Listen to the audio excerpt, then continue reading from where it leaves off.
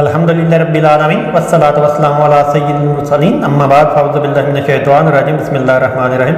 मेरे तमाम देखने और सुनने वालों को अस्सलामु अलैकुम वरहमतुल्लाहि वबरकातुहू। उम्मीद करता हूँ आप सब खैरियत से होंगे। अल्लाह ताला आप सबको खुश रखे। मेरा नाम है खुर्रमशद ज़फ़र और मैं यूएई में जॉब करता हूँ। आज ये मेरी 5वीं वीडियो है सिक्योरिटी के हवाले से। इससे पहले 4 वीडियोज़ में मैंने आपको बताया था कि यूएई में सिक्योरिटी में आप कैसे आ सकते हैं। अगर आप मेरी पिछली वीडियोज़ देखना चाहते हैं तो इस वीडियो की डिस्क्रिप्शन में वो वीडियोज़ पड़ी हुई हैं, वहाँ से जाके आप देख सकते हैं बड़ी आसानी के साथ। तो चलिए स्टार्ट करते हैं आज की वीडियो में। आज की वीडियो में बेसिकली जो चीज़ें मैं आपको बताने वाला हूँ वो पहले देख लें। उसमें सबसे पहले चीज़ ये है कि जब आप यूएई में आते हैं तो कंपनी आपके साथ कैसे डील करती है, कंपनी आपको क्या क्या सहूलतें प्रोवाइड करती है वो एक तो मैं बताऊंगा। उसके अलावा कि जो आपने यहाँ आके अगर आप दुबई में आए हैं सीरा का लाइसेंस आपने कैसे लेना है, और अगर आप अबू धाबी में हैं तो PSCOD या ASSD का एग्ज़ाम आपने कैसे पास करना है और कैसे आप वो क्लियर कर सकते हैं। तो चलिए स्टार्ट करते हैं। सबसे पहले जैसे ही आप यूएई में आते हैं, जब एयरपोर्ट से बाहर निकलते हैं तो कंपनी की गाड़ी आपको रिसीव करेगी। कंपनी की गाड़ी आपको रिसीव करके कंपनी की अकोमोडेशन पे आपको ले जाएगी। वहाँ पे आपको कंपनी सब कुछ प्रोवाइड करेगी, जिसमें आपका जो बेड है, इसके अलावा मैट्रेस वगैरह है, इसके अलावा जो चादर वगैरह या पिलो वगैरह, तकिया वगैरह, वो सारी चीज़ें आपको कंपनी प्रोवाइड करेगी। वहाँ जाने के बाद आप कुछ दिन 2 से 3 दिन के बाद कंपनी आपका जो पासपोर्ट है वो रिसीव कर लेगी। उसके बाद कंपनी आपको मेडिकल के लिए भेज देगी। जब तक आपका मेडिकल क्लियर नहीं होगा नेक्स्ट आपका वीज़ा प्रोसेस नहीं होगा। ये मैं आपको चीज़ क्लियर कर दूं कि जो आपका वीज़ा वहाँ से जो लेके आते हैं, जो पाकिस्तान से या इंडिया से या जहाँ से भी आप हैं, वो वीज़ा आपका सिर्फ 2 महीने के लिए वैलिड होता है। उसके बाद यहाँ आने के बाद जो है आपका वीज़ा नया लगेगा, वो आपके पासपोर्ट के ऊपर लगेगा। उसके अलावा आपकी यहाँ की लोकल आईडी जिसको एमिरेट्स आईडी बोलते हैं वो आपकी बनेगी। फिर आपका नेक्स्ट प्रोसेस आपका आगे स्टार्ट होगा कि आपने जब जॉब करना है उसकी आपको ज़रूरत पड़ेगी। जो एमिरेट्स आईडी है, यहाँ पे जो पासपोर्ट आपका वो कंपनी आपके अपने पास ही रखेगी। इसके अलावा कोशिश ये करें कि जब वहाँ से आते हैं तो कुछ ना कुछ जो दिरहम्स हैं वो अपने पास रखें। 300 से 400 दिरहम अपने पास रखें, क्योंकि कंपनी हो सकता है कि कुछ दिन तक आपको सैलरी ना दे और एडवांस भी ना दे। तो उसके लिए आपके पास ये चीज़ ज़रूरी है कि आपको खाने अपना ही खाना पड़ेगा। मोस्टली कंपनियां जो हैं वो आपको खाना प्रोवाइड नहीं करती, और सिक्योरिटी में खाना कंपनी की तरफ से होता भी नहीं, ये आपका पर्सनल होता है।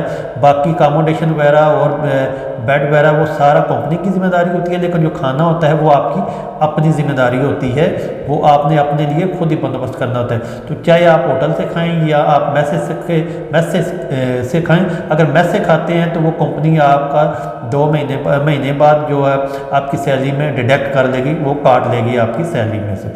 लेकिन अगर होटल में से खाएंगे तो फिर आपके पास पैसे होने चाहिए, तब भी आप खा सकते हैं होटल से। तो ये चीज़ एक ज़रूरी है, मैंने आपको सोचा कि आपको बता दूं। इसके अलावा बहुत चीज़ों की भी आपको ज़रूरत पड़ती है जब यहाँ पे आते हैं, नहाने के लिए साबुन वगैरह और छोटी मोटी चीज़ों, तो इनके लिए भी आपके पास पैसे होने चाहिए, कुछ ना कुछ दिरहम्स। उम्मीद करता हूँ कि ये चीज़ क्लियर होगी। नेक्स्ट है, जब आपका वीज़ा लग जाएगा उसके बाद क्या प्रोसेस है। वीज़ा लगने के बाद जो कंपनी है, अगर आप दुबई में हैं तो आपके सीरा के लाइसेंस के लिए अप्लाई कर देगी। जो सीरा का इदारा है, सीरा का जो इदारा है वो सिक्योरिटी इंडस्ट्री रेगुलेटरी एजेंसी पे स्टैंड करता है। वही इदारा आप ट्रेनिंग भी देगा, इसके अलावा आपको लाइसेंस भी इशू करेगा जब आप सीरा की ट्रेनिंग पास कर लेंगे। वो 4 दिन की ट्रेनिंग होती है, 5 दिन भी थोड़ी बहुत ट्रेनिंग होती है, और 5वें दिन आपका एग्ज़ाम भी होगा।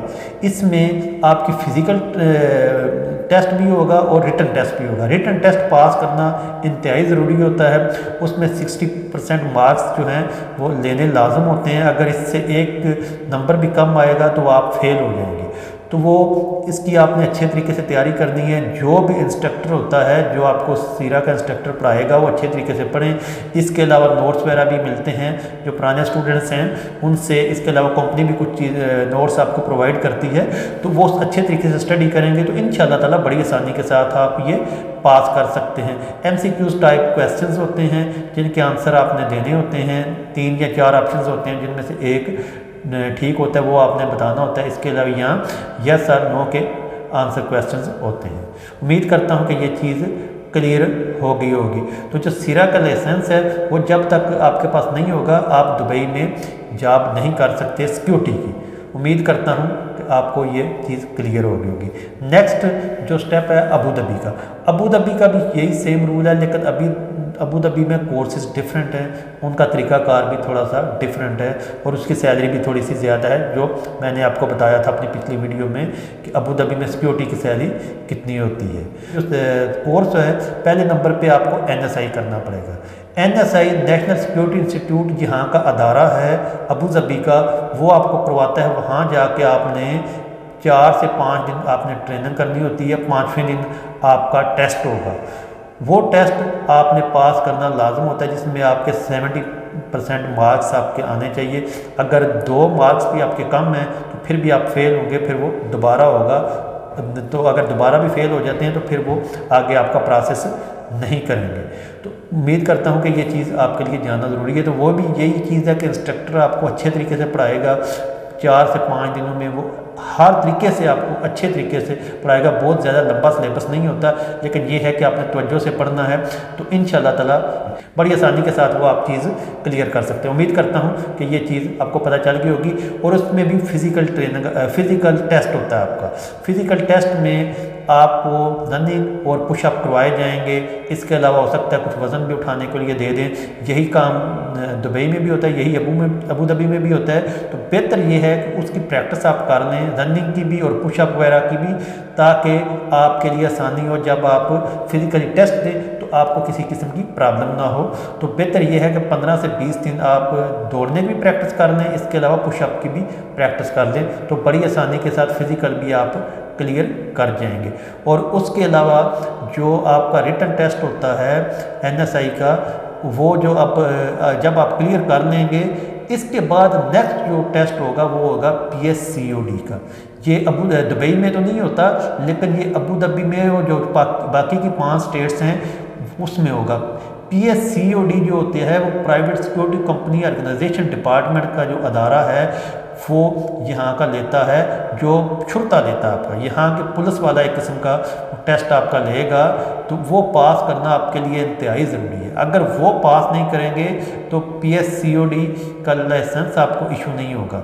और PSCOD और ASSD में डिफरेंस क्या है कि ASSD जो है वो अबू धाबी के लिए है, तो जो बाकी PSCOD का जो एग्ज़ाम है वो बाकी की जो 5 स्टेट्स हैं वो है। ये तरीकाकार तकरीबन दोनों का एक ही होता है, सिर्फ नाम का थोड़ा सा डिफरेंस आपको बता दूँ। PSCOD से बनता है private security company organisation department. इसके अलावा ASSD से बनता है एक्सिलरी सिक्योरिटी सर्विस डिपार्टमेंट। उम्मीद करता हूँ कि ये नाम की थोड़ी कन्फ्यूजन है, लेकिन इतना बड़ा मसला नहीं है कि ये नाम में डिफरेंस है। बाकी सारी चीज़ें इसमें एक ही तरह से पढ़ाई जाती हैं जो NSI में आप पढ़ते हैं। तो जो NSI का जो काम होता है नेशनल सिक्योरिटी इंस्टीट्यूट का, उसकी का काम सिर्फ आपको PSCOD की ट्रेनिंग देना होता है और एग्ज़ाम लेना NSI का।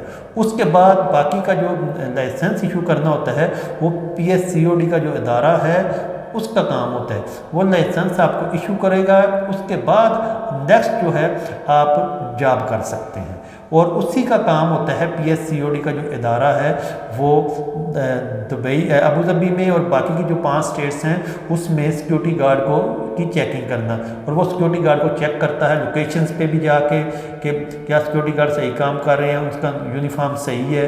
और इसमें एक और अहम चीज़ मैं आपको बता दूं, वो ये है कि जो यूनिफॉर्म होता है वो आपने अच्छे तरीके से ग्रूम होके जाना होता है, बालों की कटिंग अच्छी होनी चाहिए। नॉर्मली जो NSI है इसके लिए नंबर 3 की जो मशीन है वही चलती है, उससे बड़े बाल आप नहीं रख सकते। इसके अलावा दाढ़ी पे भी नंबर 3 की मशीन चलती है। जिन जो कंपनियां परमिशन देती हैं आपको दाढ़ी रखने की, मोस्टली कंपनियां आपको दाढ़ी रखने की परमिशन नहीं देती। बहुत कम कंपनियां हैं जो आपको दाढ़ी रखने की परमिशन देती हैं। अगर परमिशन हो भी तो फिर भी NSI वाले बोलेंगे कि आपको नंबर 3 मशीन यूज़ करना पड़ेगी, उसके से ज़्यादा आप मशीन यूज़ नहीं कर सकते।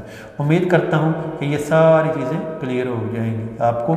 इसके बाद जब आप ये दोनों, अगर आप दुबई में हैं तो सीरा का लाइसेंस, और अगर आप अबू धाबी में हैं तो PSCOD का लाइसेंस जब ये आप क्लियर कर लेंगे और आपको लाइसेंस मिल जाएगा, फिर आपको कंपनी किसी भी जगह पे ड्यूटी पे लगा सकती है। फिर आपका नेक्स्ट जो प्रोसेस है वो ड्यूटी का होगा। इंशाल्लाह ताला अपनी किसी नेक्स्ट वीडियो में मैं आपको बताऊंगा कि यहाँ पे ड्यूटी कैसी होती है, क्या यहाँ पे भी सिक्योरिटी की ड्यूटी पाकिस्तान की तरह होती है या डिफरेंट होती है, या इंडिया से मैं तो वहाँ से, तो यहाँ की सिक्योरिटी का बेसिकली मैं आपको बताऊँगा कि यहाँ पर सिक्योरिटी की जॉब कैसे होती है। सिर्फ एक हिंट आपको दे सकता हूँ। जो NSI का जो मोटो है वो ये है कि सिक्योरिटी थ्रू एजुकेशन, कि एजुकेशन के ज़रिए आपने सिक्योरिटी प्रोवाइड करनी है लोगों को। तो इंशाल्लाह ताला नेक्स्ट टाइम मैं हाज़िर होऊंगा, अगर ज़िंदगी रही तो। मुझे दीजिए इजाज़त, दुआओं में याद रखिएगा। अल्लाह हाफिज़, फ़ी अमानिल्लाह।